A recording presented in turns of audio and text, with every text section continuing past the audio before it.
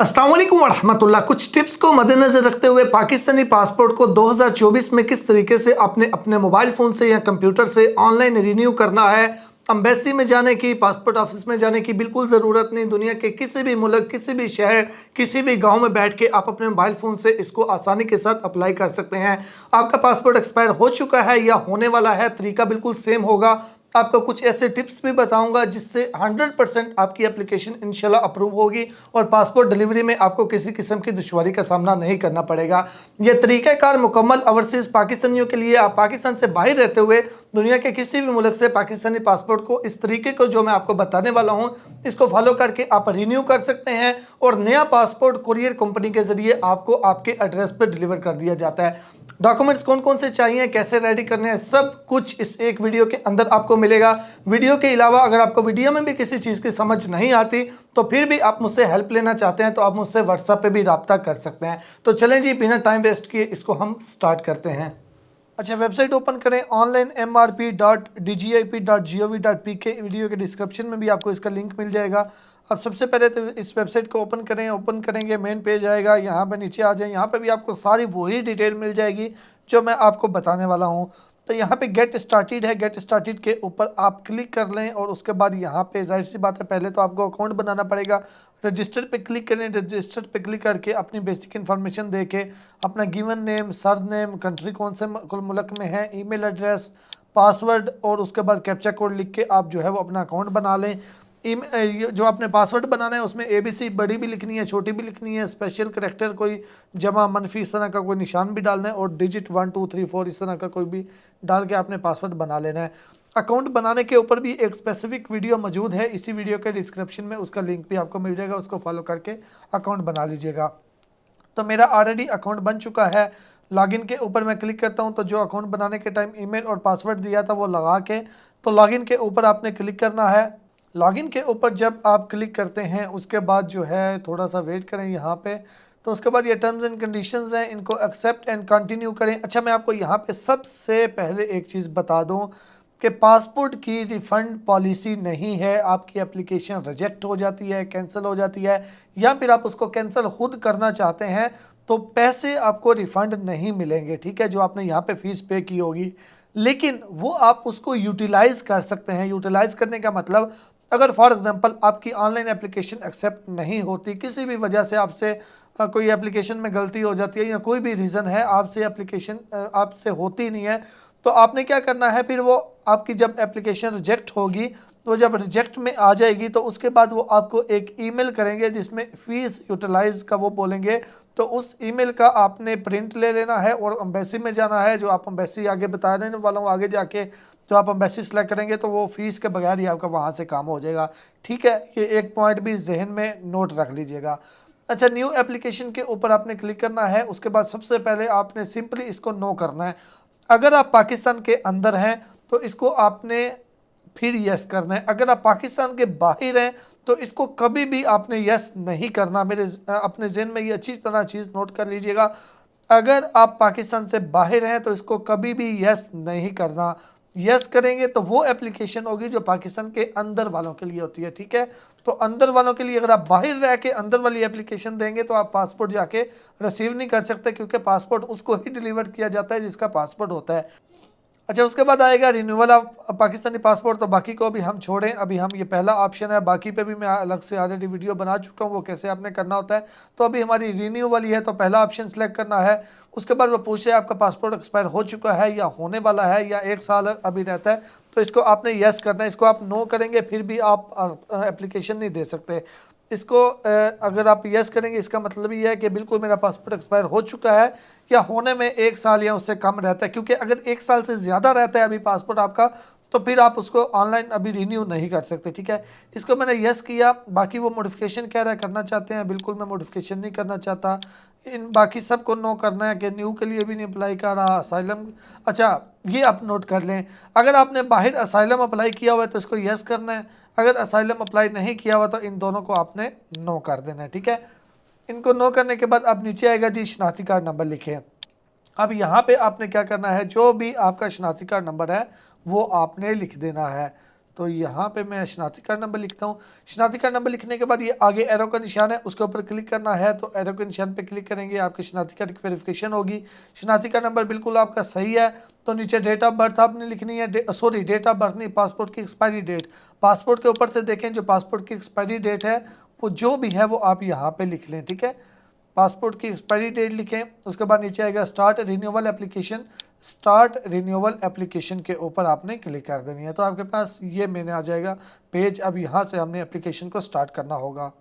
अच्छा, उसके बाद आपके सामने ये पेज आएगा। अब यहाँ पे 5 स्टेप हैं जो कि हमें कंप्लीट करने होंगे। सबसे पहले एप्लीकेशन डिटेल, दूसरे नंबर पे पर्सनल इन्फॉर्मेशन, तीसरे नंबर पे एड्रेस, चौथे नंबर पे डॉक्यूमेंट्स और पाँचवें नंबर पे इन्फॉर्मेशन रिव्यू करके एप्लीकेशन हमने सबमिट करनी है। तो अब यहाँ पे पहला स्टेप जो है, यहाँ पे आपने ये सिलेक्शन करनी होती है कि आपने कौन सा पासपोर्ट जो है वो बनाना है, जिसमें आप यहाँ से नॉर्मल भी कर सकते हैं, अर्जेंट भी कर सकते हैं। इन दिनों में नॉर्मल बहुत ज़्यादा लेट हो रहा है और अर्जेंट भी तकरीबन 1 महीना जो है वो ले रहा है। नॉर्मल तो तकरीबन 2-3 महीने तक केस जो है वो जा रहा है, शायद कुछ दिनों तक ये थोड़ा बेहतर हो सके, ठीक है। लेकिन फ़िलहाल बहुत ज़्यादा डिले हो रही है। मैं आपको पहले बता दूँ ताकि पासपोर्ट अप्लाई करने के टाइम आपके जहन में ये चीज़ें होनी चाहिए। तो मुझे अर्जेंट चाहिए, मैंने अर्जेंट सेलेक्ट किया। उसके बाद वो कह रहा है कि आपको कितने पेजेस वाला पासपोर्ट चाहिए, तो ये आपकी अपनी सिलेक्शन है, यानी कि आपको 36 पेजेस वाला चाहिए या 72 पेजेस वाला। अगर आप बहुत ज़्यादा ट्रैवल करते हैं, साल में 2-3 बार आते जाते हैं, तो फिर आप देख लें 72 वाला अप्लाई कर लें। और नॉर्मल आते हैं साल में 1 बार, तो फिर 36 वाला ही काफ़ी है। उसके बाद नीचे आपको 5 साल वाला चाहिए या फिर 10 साल वाला, ये भी आपकी मर्ज़ी है, आपने 5 साल वाला बनाना है या 10 साल वाला। मुझे 5 साल वाला चाहिए तो मैंने 5 साल वाला सिलेक्ट कर लिया। उसके बाद बारी आती है पिक्चर की, तो ब्राउज़ के ऊपर क्लिक करके जहाँ पे भी आपकी तस्वीर पड़ी हुई है आपने उस तस्वीर को सिलेक्ट करना होता है और आगे ये जो अपलोड लिखा हुआ है अपलोड के ऊपर आपने क्लिक करना होता है। अपलोड पे क्लिक करेंगे तो यहाँ पे ऊपर आपकी पिक्चर आ जाती है, ठीक है। उसके बाद क्या करना है, यहाँ पे थोड़ा मैं इसको ऊपर करता हूँ। अच्छा, उसके बाद यहाँ पे देखें वो कह रहा है कंट्री ऑफ रेजिडेंस। आप इस टाइम कौन से कंट्री में मौजूद हैं अपने लिस्ट में से उसको सिलेक्ट करना होता है। मैं सऊदी अरबिया में हूँ, मैंने सऊदी अरबिया सेलेक्ट किया। उसके बाद सऊदी अरबिया के अंदर कितनी एम्बेसी हैं, पासपोर्ट ऑफिस कहाँ कहाँ पे मौजूद हैं, एक जद्दा में है, एक रियाज में है। तो पूछेगा यानी कि जिस कंट्री में आप मौजूद हैं, अगर उस कंट्री में किसी एक ही जगह पे ये ऑफिस हुआ तो एक ही ऑप्शन मिलेगा। अगर 3-4 जगह पे हुआ तो आपको वो ऑप्शन देगा, यानी कि उस सिटी का नाम होगा, तो उसमें से जो आपके करीब होगा वो आपने सेलेक्ट करना है। फॉर एग्जांपल अगर एप्लीकेशन जो है वो आपका कोई ऑब्जेक्शन आता है, आपको इंटरव्यू के लिए बुलाया जाता है, तो यहाँ से आप जो सिलेक्ट करेंगे आपको वहाँ पे ही फिर जाके इंटरव्यू देना होगा, ठीक है। ये स्टेप क्लियर हो गया। अच्छा, यहाँ पे मैं एक और चीज़ बता दूँ कि कुछ कंट्रीज़ ऐसे हैं जहाँ पे पासपोर्ट ऑफिस ही नहीं है, तो उनका फिर इस लिस्ट में नाम ही नहीं आएगा। तो अगर आप ऐसे कंट्री में मौजूद हैं जिसका नाम इस लिस्ट में नहीं आ रहा, तो फिर आपके करीब जो दूसरा कंट्री है आपने उसको सिलेक्ट कर लेना है, ठीक है। यहाँ से आप उसको सिलेक्ट कर सकते हैं, लेकिन डिलीवरी एड्रेस में सही आप सिलेक्ट करेंगे, ठीक हो गया। तो इस स्टेप को जब तक हम एक स्टेप को सेव नहीं करते हम अगले स्टेप पे नहीं जा सकते। ये स्टेप हमारा कंप्लीट हो गया। नीचे सेव लिखा हुआ है, मैं सेव के ऊपर क्लिक करूंगा तो हम नेक्स्ट स्टेप पे आ चुके हैं। नेक्स्ट स्टेप में होगी पर्सनल इंफॉर्मेशन, जिसमें आपका नाम ऑलरेडी होगा, प्रोफेशन ऑलरेडी होगा, जिसको हम चेंज नहीं कर सकते। नीचे क्वालिफिकेशन आएगी, क्वालिफिकेशन आपकी जो भी है वो आपने यहाँ से सिलेक्ट कर लेनी है। उसके बाद वो कह रहा है कि क्या आपने असाइलम अप्लाई किया हुआ है। अगर आपने किया हुआ है तो यस, ये यूरोप कंट्रीज़ वालों को पता है असाइलम क्या होता है, तो वो ये उनके लिए है। जो अरब कंट्रीज़ वाले हैं उनके लिए तो ये तकरीबन नहीं होगा। तो आपने असाइलम अप्लाई किया हुआ है, अगर किया हुआ है तो यस, अगर नहीं किया हुआ तो नो कर देंगे। और वो यहाँ पे वो पूछता है कि आपके पास जो रेजिडेंस कार्ड है वो असाइलम स्टेटस है, यानी कि जो आपको रेजिडेंस कार्ड मिला हुआ है, अगर वो भी मिला हुआ है तो यस, अदरवाइज इसको आप दोनों को नो कर देंगे। उसके बाद वो कह रहा है कि आपके पास डुअल नेशनैलिटी है, यानी कि पाकिस्तान के अलावा भी किसी और कंट्री की नेशनैलिटी है, अगर है तो यस, अगर नहीं है तो इसको नो कर देंगे। ये स्टेप भी कंप्लीट हो गया, इसको भी आपने सेव कर देना है। उसके बाद तीसरा स्टेप आएगा परमानेंट एड्रेस। तो परमानेंट एड्रेस में अब आपने पाकिस्तान वाला आपके आईडी के कार्ड के मुताबिक जो आपका परमानेंट एड्रेस है सेम वो पाकिस्तान करके सूबा सेलेक्ट करना है और सिटी आपकी सिटी से है, और अगर कोई विलेज वगैरह है तो वो आपने लिख देना है। बस ये सिंपल है, परमानेंट सेम आईडी कार्ड वाला आपने लिख देना है, आईडी कार्ड के ऊपर जो परमानेंट एड्रेस लिखा हुआ है। उसके बाद इस स्टेप को भी आपने सेव कर देना है। इस स्टेप को भी सेव करेंगे। अब अगला स्टेप आएगा पासपोर्ट डिलीवरी एड्रेस का। अब यहाँ पे मैं आपको कुछ चीज़ें बताना चाहता हूँ, अच्छे तरीके से आप नोट कीजिएगा, क्योंकि 50% केसेस ऐसे आते हैं जिसमें एड्रेस कंप्लीट ना लिखने की वजह से पासपोर्ट होल्ड हो जाता है कि आपका एड्रेस कंप्लीट नहीं है। तो अगर आप ये चीज़ें जो मैं आपको बताने वाला हूँ आप फॉलो कर लेंगे तो कभी भी आपका ये इशू नहीं आएगा, ठीक है। अब यहाँ पे देखिए वो आपसे कुछ चीज़ें मांग रहा है कि ये सारी चीज़ें आपने लाजमी देनी है, जिसमें हाउस नंबर है या अपार्टमेंट नंबर है या ऑफिस या शॉप का नंबर, बिल्डिंग नंबर है, स्ट्रीट नेम या स्ट्रीट नंबर है, रोड नेम या रोड नंबर है, जिप कोड यानी कि पोस्टल कोड है, कंट्री नेम है, कॉन्टैक्ट नंबर है, सिटी नेम है। अब बहुत से दोस्त मुझे ये कहते हैं कि यार हमारा कोई बिल्डिंग नंबर है ही नहीं या हमारा कोई अपार्टमेंट नंबर है ही नहीं। तो मैं आपसे ये कहता हूँ 3 चीज़ें बिल्कुल सही लिखें। कंट्री आपने बिल्कुल सही लिखना है, सिटी का नेम आपने बिल्कुल सही लिखना है, ये 2 चीज़ें बेसिक हैं। ये दो चीज़ें और रोड नेम वगैरह जो है या फिर अगर कोई डिस्ट्रिक्ट वगैरह है तो वो सही लिख लें। बाकी हाउस नंबर या अपार्टमेंट नंबर आप खुद से कोई भी लिख सकते हैं, क्योंकि किसी ने आपका जब डिलीवरी के लिए आना है, जब आपके सिटी में आ जाएगा तो आपका घर नहीं मिल रहा तो वो आपको फ़ोन कर लेगा। लेकिन अगर आप ये चीज़ें लिखेंगे ही नहीं तो पासपोर्ट पाकिस्तान में होल्ड हो जाएगा कि इसने एड्रेस कंप्लीट नहीं लिखा, ठीक है। आप थोड़ी बहुत ये हाउस नंबर अपार्टमेंट नंबर कोई गलत खुद से लिख देंगे, फॉर एग्जांपल अपार्टमेंट नंबर आप 1 लिख देते हैं, हाउस नंबर आप 5 लिख देते हैं, तो कम से कम पासपोर्ट आपके कंट्री में पहुंच के आपके सिटी में आके फिर वो आपको कॉल करेगा कि भाई ये हाउस नंबर 5 किधर है, तो फिर आप वहाँ पे उसको, वो लोकल बंदा ही होगा, उसको आप गाइड कर सकते हैं कि यार यहाँ पे आ जाओ। तो इस तरह आप आसानी से जो है वो रिसीव कर सकते हैं। यहाँ पे देखें मैं अब आपको दिखाता हूँ कि मैंने क्या किया हुआ है। देखें कंट्री मैंने सऊदी अरबिया लिखा हुआ है, स्टेट जो है वो मैंने वो भी लिखी हुई है, ईस्टर्न है, सिटी जुबैल, पोस्टल कोड मैंने जो भी है वो लिखा हुआ है। अब यहाँ पे देखें बिल्डिंग नंबर 8065 जद्दा स्ट्रीट अल सफात डिस्ट्रिक्ट, मैंने ये लिखा हुआ है जो जो चीज़ें मुझे पता थी। और उसके बाद मैंने आगे भी ये एड्रेस लाइन में भी Riyadh parking near Jubail city centre लिखा हुआ है, यानी कि सारी चीज़ें मैंने बिल्कुल सही लिखी हुई हैं, ठीक है। तो इस तरह आप इस चीज़ को फॉलो कर लीजिएगा, अच्छे तरीके से एड्रेस कंप्लीट लिखना है, जो चीज़ें बताई हैं उनको फॉलो ज़रूर कीजिएगा। उसके बाद नीचे आएगा जी कॉन्टैक्ट नंबर, आपने अपना कॉन्टैक्ट नंबर देना है जहाँ पे आप मौजूद हैं, जो एड्रेस दिया वहाँ का ही, पाकिस्तान के बाहर का, और आपने अपना ईमेल एड्रेस देना है। ये स्टेप कंप्लीट हो गया, इसको भी हम सेव करेंगे। अच्छा जी, उसके बाद बारी आ जाएगी डॉक्यूमेंट्स की। अब डॉक्यूमेंट्स में आपसे क्या क्या मांग रहा है। अच्छा यहाँ पे मैं आपको एक चीज़ बताऊँ, जैसे ही आप डॉक्यूमेंट्स स्टेप पे पहुँचे बाकी सारी चीज़ें छोड़ दें, बाकी सारी चीज़ें छोड़ दें। सबसे पहले आप देखें, जैसा कि यहाँ पे देखें वो मुझे कह रहा है please provide passport page number 26।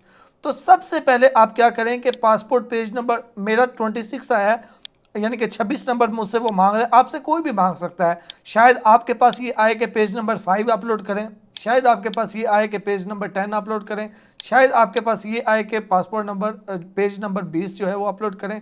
तो जो भी आपसे मांग रहे हैं आप क्या करें, यहाँ पे आएँ, लास्ट में आ जाएं, जो भी पेज आपसे यहाँ पे लास्ट पे ये ऑप्शन होगा पासपोर्ट पेज नंबर जो भी है 10, 2, 5, 8 जो भी आपका आए उसको आप सिलेक्ट करें, ब्राउज के ऊपर क्लिक करें। आपकी गैलरी के अंदर कोई भी तस्वीर पड़ी हुई है, कोई भी, बेशक आपकी अपनी तस्वीर क्यों ना पड़ी हुई हो, उसको आप अपलोड कर दें यहाँ पे, ठीक है। उसको अपलोड यहाँ पे सिलेक्ट करके अपलोड कर दें, ठीक हो गया। ये देखें मैं आपको बताता हूँ ये ऐसा मैं क्यों कह रहा हूँ। ये देखें पासपोर्ट पेज नंबर 26 हमारा अपलोड हो चुका है, ठीक है। लेकिन पासपोर्ट पेज नंबर 26 की जगह पे मैंने कोई भी तस्वीर अपलोड कर दी है। अब ये मैं क्यों कर रहा हूँ ये मैं आपको थोड़ा आगे जाके समझाता हूँ, इसका रीज़न, ये करने का रीज़न क्या है। ये आपका हो गया, इस लिस्ट में से वो ख़त्म हो गया अब, ठीक है। अब आपने क्या करना है, पहले ये डाउनलोड फार्म है, इसके ऊपर आपने क्लिक करनी है और आपने ये फिंगरप्रिंट्स फार्म डाउनलोड करना है। इसको मैं ओपन करके आपको दिखाता हूँ। ये देखिए ये मेरा फार्म ये आया, आपके पास ये फार्म आएगा, इसके 2 से 3 प्रिंट ले लें, ठीक है। अगर एक ख़राब हो जाए तो दूसरा आप इस्तेमाल कर लें। ये देखें 10 बॉक्स बने हुए होते हैं। ये पहला बॉक्स है जी आपका राइट हैंड जो है सीधे हाथ का अंगूठा, साथ में शहादत वाली उंगली, उसके बाद तीसरे नंबर वाली उंगली, फिर चौथे नंबर वाली और फिर 5वें नंबर लास्ट वाली छोटी उंगली। इसी तरह इस साइड से अगर हम आएँ तो उल्टे हाथ का अंगूठा यहाँ पे लगाना होता है, उससे आगे वाली उंगली, उससे आगे वाली और यहाँ पे लास्ट वाली। लेकिन अब इसमें एक चीज़ अच्छे तरीके से नोट कीजिएगा, जिसके अंदर NA लिखा हुआ होगा वो आपने उसमें से छोड़ देनी है। NA मतलब कि नॉट एप्लीकेबल। तो अब इसके मुताबिक क्या होगा, इसके मुताबिक ये देखें ये राइट थंब खाली है तो ये मैं लगाऊंगा, इसमें नॉट NA है, ये मैंने नहीं लगाना, इसमें भी NA है, ये भी मैंने नहीं लगाना, ये NA ये भी नहीं लगाना, ये NA ये भी नहीं लगाना, ठीक है। यानी कि सीधे हाथ में से सिर्फ मेरा एक ही वो मांग रहा है, उल्टे हाथ में से उल्टे हाथ का अंगूठा भी लगाना है, उससे आगे वाली भी मांग रहा है, उससे आगे वाली भी मांग रहा है, और ये आगे वाली दोनों नहीं चाहिए, ठीक है। इस तरह ये मेरा, और जो आपका फार्म आएगा, आपका फार्म ऐसा भी आ सकता है कि शायद ये पहले वाले में NA हो, आगे वाले में खाली बॉक्स हो, तो अगर आगे वाला खाली होगा तो फिर आपने सिर्फ शहादत की उंगली लगानी होगी। ये यानी कि जिस बॉक्स में NA लिखा हुआ होगा वहाँ पे नहीं लगाना होता, जिसमें NA नहीं लिखा हुआ उसमें जो फिंगर आएगी वो आपने लगानी होती है, ठीक है।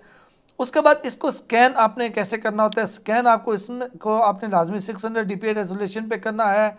कलर जो है वो यानी कि ग्रे स्केल होना चाहिए, और आपने जो इंक इसमें कोई भी यूज़ कर सकते हैं, लेकिन ब्लैक करें तो बेहतर रहेगा। तो इसको स्कैनिंग की सेटिंग में 600 DPI रेजोल्यूशन पे ग्रे स्केल के अंदर आपने JPEG फाइल में स्कैन करना है। अच्छा, अब यहाँ पे मैं आपको एक टिप देने वाला हूँ। कुछ दोस्त ऐसे होते हैं उनके पास स्कैनर की सहूलत मौजूद नहीं होती, लेकिन उनके पास मोबाइल काफ़ी अच्छा होता है, यानी कि स्कैनर उनके पास नहीं होता कि अपने कंट्री में ऐसी जगह पे मौजूद होते हैं जहाँ पे सिटी करीब नहीं होता, या कोई भी वजह है कि स्कैनर की सर्विस नहीं है। वो चाहते हैं कि यार मैं मोबाइल से ही किसी तरीके से अपना फिंगरप्रिंट फार्म जो है वो स्कैन कर लूँ। तो ऐसी सूरत में आपने क्या करना है, पहले नंबर पे तो मोबाइल फ़ोन में कैम स्कैनर एप्लीकेशन को इंस्टॉल कर लें। उसमें अच्छे तरीके से पहले फिंगरप्रिंट्स आपने सही लगाने हैं, उसकी लाइंस क्लियर होनी चाहिए। जब आप फॉर्म रेडी कर लें तो उसको 600 DPI पे, और यानी कि रिक्वायरमेंट के मुताबिक आपने कैसे करना है। सबसे पहले तो आप यहाँ पे ना गूगल में लिखें ग्रे स्केल इमेज कन्वर्टर, ठीक है। ग्रे स्केल इमेज कन्वर्टर लिख के ये वाली जो वेबसाइट है ना, ऑनलाइन JPG टूल, आपने इसको जो है वो convert a JPG to grey scale, इसके ऊपर आपने क्लिक करना है, ठीक है। इसके ऊपर क्लिक करके आपने ये वेबसाइट ओपन कर लेनी है। मैं कोशिश करूंगा इसके लिंक भी आपके आसानी के लिए वीडियो के डिस्क्रिप्शन में दे दूं। आप इसमें करेंगे इंपोर्ट फ्रॉम फाइल जो है करके आपके कंप्यूटर में जहाँ पे भी फिंगरप्रिंट्स पड़े हुए हैं उनको आप सेलेक्ट कर लें। उनको सेलेक्ट करेंगे तो ऑटोमेटिकली थोड़ा सा वेट करें, होल्ड करें, तो यहाँ पे देखें अब ये इसमें ग्रे स्केल में और JPG में आ जाएगा। तो इसके बाद यहाँ पे नीचे लिखा हुआ है सेव एज, तो सेव एज के ऊपर क्लिक करके डाउनलोड के ऊपर क्लिक करके फिर डाउनलोड पे क्लिक करें, 10 सेकंड चलेंगे और ये आप इसको डाउनलोड कर लें। अब इसको डाउनलोड करने से दो काम होंगे, एक तो आपका पेपर ग्रे स्केल में हो जाएगा और दूसरा ये प्रॉपर JPG में बन जाएगा, ठीक है। पहला स्टेप ये हो गया। अब दूसरा स्टेप है कि हमने इसको 600 DPI में करना है। गूगल में लिखें 600 DPI कन्वर्टर, गूगल में लिखिए 600 DPI कन्वर्टर। इसमें जो सबसे बेस्ट वेबसाइट है ना वो है convert.town। इस वेबसाइट को आप ओपन करें, इसका लिंक भी कोशिश करूंगा वीडियो के डिस्क्रिप्शन में दे दूं। तो यहाँ पे आप 600 DPI को पहले सेलेक्ट करें, चूज़ फाइल पे क्लिक करें। तो अभी जो आपने फार्म डाउनलोड किया था ना जिसको ग्रे स्केल में करके, उसी को आप अब दोबारा से सिलेक्ट करें। उसको सिलेक्ट करेंगे, थोड़ा सा वेट करें तो ये ऑटोमेटिकली डाउनलोड होना, ये देखें मैं डाउनलोड होना शुरू हो गया।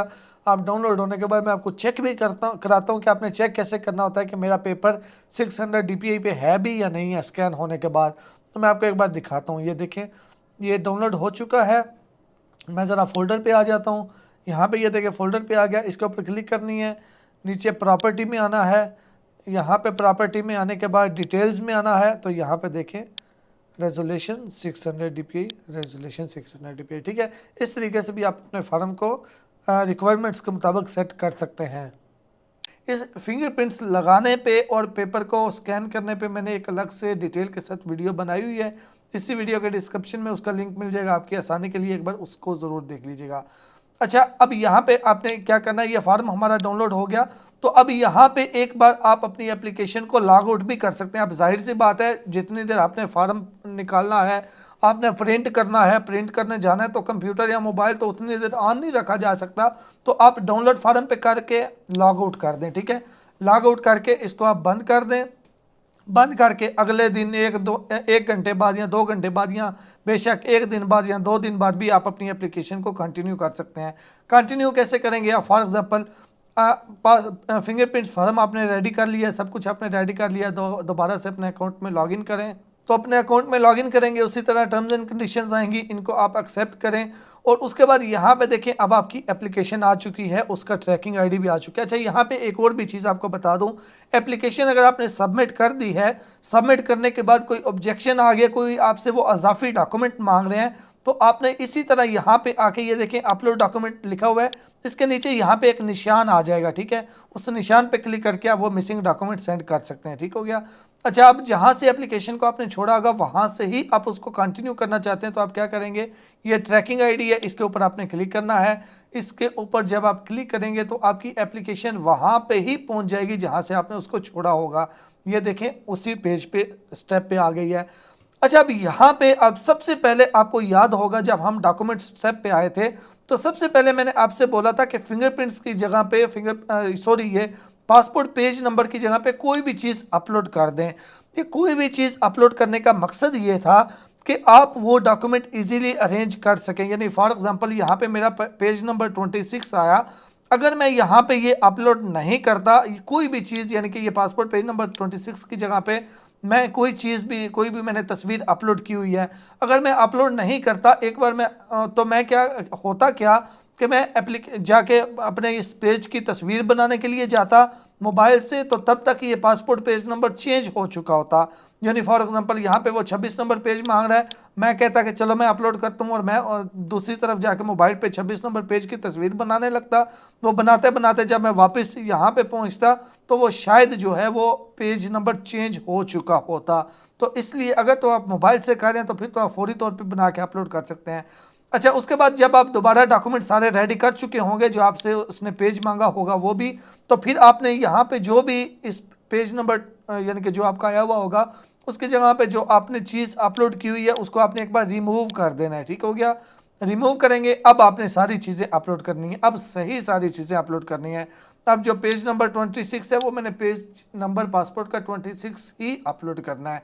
अच्छा जी, सबसे पहले फिंगरप्रिंट्स मांग रहा है तो फिंगरप्रिंट्स को मैं बाद में देता हूँ, पहले मैं कॉपी ऑफ CNAC जो है इसको कर लेता हूँ। CNAC की कॉपी तो मैं उसको जो है वो सबसे पहले अपलोड करता हूँ। अपलोड करने के लिए ब्राउज के ऊपर क्लिक करना है। आईडी कार्ड की फ्रंट साइड की पिक्चर मैंने पहले सेलेक्ट की, अपलोड के ऊपर मैंने क्लिक किया तो वो अपलोड हो जाएगी। यहाँ पे नीचे देखिए अपलोड हो गई। दोबारा से आईडी कार्ड पे आऊँगा, कॉपी ऑफ आईडी कार्ड यहाँ से, अब आईडी कार्ड की बैक को अपलोड करूँगा। उसी तरह आईडी कार्ड की बैक को अपलोड कर दिया। अब उसके बाद जो है वो दूसरे नंबर पे वो कह रहा है पेज नंबर 26, तो मैं यहाँ पे पेज नंबर 26 आता हूँ और पासपोर्ट का पेज नंबर 26 जो है वो मैं अपलोड कर दूँगा। ठीक हो गया। उसके बाद वो कह रहा है कि प्रीवियस पासपोर्ट, जो पहले वाला मेरा पासपोर्ट है उसकी मेन डाटा पेज जिसके ऊपर आपकी तस्वीर बनी होती है वो वाली तस्वीर यहाँ से मैं अपलोड कर दूँगा। ठीक हो गया। उसके बाद वो कह रहा है कि ओरिजिनल स्कैन ऑफ वीज़ा, यानी कि आप जिस भी मुल्क में मौजूद हैं वहाँ का रेजिडेंस कार्ड है या वहाँ का आपका इकामा है या जो भी चीज़ है वो आपने यहाँ पे ओरिजिनल स्कैन ऑफ वीज़ा पे करके या परमानेंट आईडी पे करके तो उस पर अपलोड करना है। मेरे पास इकामा है सऊदी अरबिया का, मैंने इकामा सेलेक्ट किया, अपलोड कर दिया। आप जिस भी कंट्री में है वहाँ का जो भी है या फिर पासपोर्ट के ऊपर वीज़ा लगा हुआ है तो आपने वो अपलोड करना है। ठीक है। उसके बाद आएगी फिंगरप्रिंट्स, तो फिंगरप्रिंट्स यहाँ से सिलेक्ट करना है, ब्राउज पे क्लिक करके तो जहाँ पे मेरे फिंगरप्रिंट्स पड़े हुए हैं मैं उसको यहाँ से अपलोड जो है वो कर दूंगा। ठीक है, ये मैंने अपलोड कर दिया। तो डॉक्यूमेंट्स हमारे जो हैं वो कंप्लीट हो चुके हैं। यहाँ पे देखिए फिंगरप्रिंट्स, वीज़ा की पिक्चर यानी कि रेजिडेंस कार्ड है या वीज़ा जो भी है, पिछले पासपोर्ट की तस्वीर, पेज नंबर जो भी आपसे मांगे, शनाख्ती कार्ड की फ्रंट और शनाख्ती कार्ड की बैक, ये सब कुछ हो चुका है जी। उसके बाद नीचे सेव लिखा हुआ है, सेव के ऊपर आपने क्लिक करनी है। सेव के ऊपर क्लिक करके थोड़ा सा आपने वेट करना है, थोड़ा सा वेट करेंगे। अगर सारे डॉक्यूमेंट सब कुछ बिल्कुल सही होगा तो नेक्स्ट पेज आएगा एप्लीकेशन का रिव्यू का। यहाँ से एक बार फिर से चेक कर लें कोई मिस्टेक तो नहीं है, अगर है तो उसको दूर कर दें, अगर कोई मिस्टेक नहीं है सब कुछ सही है तो फिर लास्ट में आ जाएं। ये डिक्लेरेशन है, इन चारों के ऊपर आपने टिक करनी है और इसको आपने सेव कर देना है। ठीक है, ये स्टेप भी हमारा सेव हो गया। उसके बाद बारी आ जाएगी पेमेंट की। प्रोसीड टू पेमेंट के ऊपर आपने क्लिक करनी है। ये टर्म्स एंड कंडीशंस हैं, यहाँ पे क्लियरली लिखा हुआ है कि ये फ़ीस जो है वो रिफ़ंड नहीं होगी, यानी कि अगर आपकी एप्लीकेशन रिजेक्ट हो जाती है तो ये फ़ीस जो है वो रिफ़ंड आपको वापस नहीं दी जाएगी, लेकिन आप यही फ़ीस यूटिलाइज़ कर सकते हैं पासपोर्ट ऑफिस यानी कि एम्बेसी में जाके। अच्छा जी, उसके बाद वो भी इस सूरत में अगर आपकी एप्लीकेशन रिजेक्ट हो जाती है फिर आपको एक लेटर आ जाता है फ़ीस यूटिलाइज़ का, फिर आप उस लेटर को प्रिंट करके तो आप एम्बेसी में जाके उसी फीस के साथ उसको प्रोसीड कर सकते हैं। अगर आपके फिंगरप्रिंट्स वगैरह रिजेक्ट होते हैं तो आपके पास सिर्फ 3 चांस होते हैं, 3 चांस, यानी कि एक बार रिजेक्ट हुए दोबारा अपलोड करें, फिर रिजेक्ट हुए दोबारा अपलोड करें। अगर फिर रिजेक्ट हुए तो आपकी एप्लीकेशन ही रिजेक्ट हो जाएगी। तो इसलिए कोशिश करें कि पहली बार ही बिल्कुल सही करें, अच्छे तरीके से सोच समझ के। उसके बाद एक्सेप्ट एंड कंटिन्यू है, एक्सेप्ट एंड कंटिन्यू पे क्लिक करना है। बिलिंग इन्फॉर्मेशन में आप जहाँ पे मौजूद हैं वहाँ की मुकम्मल इन्फॉर्मेशन, वहाँ का मुकम्मल एड्रेस वगैरह आपने देना है। ये स्टेप आपने कंप्लीट करना है। उसके बाद नेक्स्ट के ऊपर आपने क्लिक करना है। नेक्स्ट के ऊपर जब आप क्लिक करेंगे तो उसके बाद आपके पास आ जाएगी डिटेल कार्ड की। तो अब आपने यहाँ से पेमेंट करनी है। तो पेमेंट आप ई सहूलत फ्रेंचाइज से भी कर सकते हैं और आप अपने जो भी वीज़ा या मास्टर कार्ड है उससे भी आप पेमेंट कर सकते हैं। तो आपका जो भी मास्टर वीज़ा कार्ड है उसका जो यानी डेबिट है या क्रेडिट है उसका कार्ड नंबर, कार्ड की बैक साइड पे सिक्योरिटी कोड होता है, वो एक्सपायरी डेट आपने लिखनी है और कन्फर्म एंड पे के ऊपर आपने क्लिक करना है। कन्फर्म एंड पे के ऊपर क्लिक करेंगे तो आपकी ये पेमेंट हो जाएगी। कन्फर्म एंड पे के ऊपर जब आप क्लिक करेंगे उसके बाद ओटीपी आएगा, यानी कि वन टाइम पासवर्ड। जाहिर सी बात है जिस बैंक का भी आप कार्ड इस्तेमाल कर रहे हैं उनकी जानब से वन टाइम पासवर्ड वेरिफिकेशन के लिए तो आता है। तो वो वेरिफिकेशन के लिए कोड जो भी आएगा वो आपको यहाँ पे एंटर करना होगा, तब ही आपकी पेमेंट कंप्लीट होगी। ओटीपी आया, उसको मैंने सबमिट किया। सबमिट करके थोड़ा सा मैं इंतज़ार करता हूँ ताकि ये पेमेंट कंप्लीट हो। जैसे ही पेमेंट होती है उसके साथ ही हमारी एप्लीकेशन जो है वो भी सबमिट हो जाती है। तो ये देखें हमारी फ़ीस जो है वो जमा हो चुकी है और यहाँ पे वो कह रहा है thank you for your payment, you have successfully paid for your application. उसके बाद आपने टोकन कैसे निकालना होता है, यहाँ पे देखें एग्जिस्टिंग एप्लीकेशन है। एग्जिस्टिंग एप्लीकेशन के ऊपर क्लिक करें, ट्रैकिंग आईडी के ऊपर आप क्लिक करें। ट्रैकिंग आईडी के ऊपर जब आप क्लिक करेंगे उसके बाद आपके सामने ये पेज आएगा जहाँ पे इन्फॉर्मेशन सारी होगी। यहाँ पे ये कन्फर्मेशन बाय क्लिकिंग हेयर के आगे ये एक छोटा सा निशान है, इसके ऊपर आपने क्लिक करनी है। तो यहाँ पे ये देखें हमारा ये टोकन जो है ये डाउनलोड हो चुका है। इसको प्रिंट करके आप अपने पास रख लें ताकि आप जो है वो फर्दर अगर आपको इसकी ज़रूरत पड़े तो आप ये दिखा सकें कि आपकी एप्लीकेशन सबमिट हो चुकी है। उसके बाद जो है आपको ईमेल आती है। अगर आपने नॉर्मल अप्लाई किया हो तो तकरीबन 15-20 दिन लग जाते हैं। अगर आपने अर्जेंट अप्लाई किया तो फिर भी तकरीबन 6-7 दिन लग जाते हैं अप्रूवल की ईमेल आने में। जब आपकी अप्रूवल की ईमेल आ जाए, एक होती है जैसे ही हमने फ़ीस पे की एप्लीकेशन सबमिशन की ईमेल आती है, इसका मतलब होता है आपकी एप्लीकेशन सबमिट हो गई है। उसके बाद दूसरी ईमेल आती है जो कि या तो अप्रूवल की होती है या फिर कोई ऑब्जेक्शन या कोई इजाफी डॉक्यूमेंट आपसे मांगा जाता है तो उसकी होती है। तो अगर तो अप्रूवल की हो जाए तो इसका मतलब होता है आपकी एप्लीकेशन सबमिट हो गई है और आपका पासपोर्ट प्रिंटिंग के लिए चला गया है, ठीक है। अगर आपकी कोई ऑब्जेक्शन आ जाए तो वो फौरी तौर पे जो आपसे चीज़ मांग रहे हो ईमेल में आपको बताएंगे। तो मैं आपको ऑलरेडी बता चुका हूँ कि अगर कोई डॉक्यूमेंट वगैरह हो मिस तो फिर आपने कैसे अपलोड करना है। तो ये सारा तरीका था। उसके बाद कोरियर, जब आपका पासपोर्ट प्रिंट हो जाता है तो कोरियर कंपनी के ज़रिए जो है यूपीएस के थ्रू या फिर डीएचएल के थ्रू आपके जो एड्रेस है उसके ऊपर डिलीवर कर दिया जाता है। उम्मीद करता हूँ ये इन्फॉर्मेशन आपको अच्छी लगी होगी। मिलते हैं एक नई वीडियो के साथ। दोस्तों के आगे ये इन्फॉर्मेटिव वीडियो ज़रूर शेयर करें। अल्लाह हाफिज़।